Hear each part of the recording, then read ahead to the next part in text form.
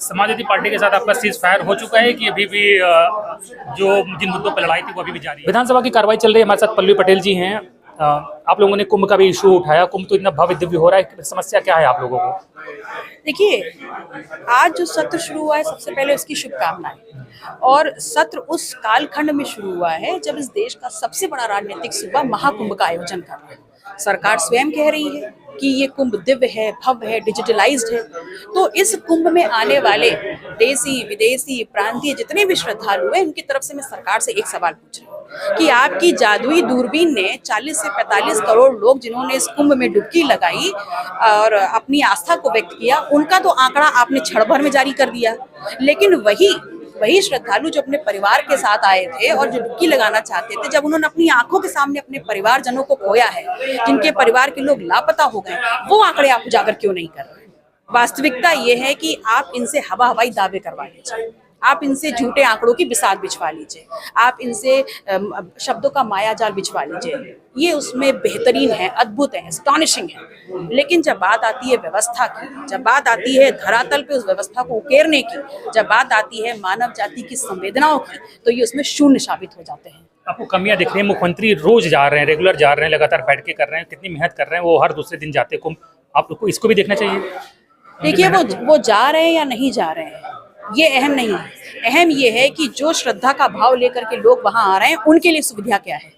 आपने VIP culture को वहां जनरेट करके सीधे सीधे राजनीतिक तौर पे जिनकी आपने भावनाओं को आपने एनकैश करने का काम किया, आपने राजनीति की है। वहां पर वीआईपी कल्चर डेवलप करके आपने जो आम जनमानस है उसकी आस्था को ठेस पहुंचाई है।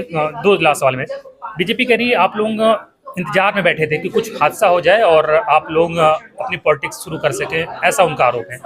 देखिए, हादसा हुआ है, ये बहुत बड़ा हादसा है। और सिर्फ चाहे राज्यपाल का अभिभाषण रहा हो, जिसको सुनने के बाद मुझे यह अनुभूति हुई है कि महज शोक व्यक्त कर देने से, शोक संवेदनाएं देने से या मुआवजा घोषित करने से ये सरकार और जो लोग सरकार को चला रहे हैं, उन लोगों ने मानवीय भावनाओं, आस्थाओं और व्यवस्था के नाम पर जो उनके साथ छेड़छाड़ की है और लूटपाट की है, जो पाप किया है, उस पाप को अब तो स्वयं माँ गंगा भी नहीं धो सकती है।